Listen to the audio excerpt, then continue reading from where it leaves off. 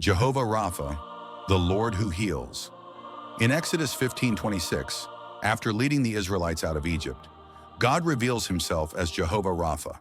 When the people face bitter, undrinkable water in the wilderness, God instructs Moses to throw a piece of wood into the water, making it sweet and drinkable.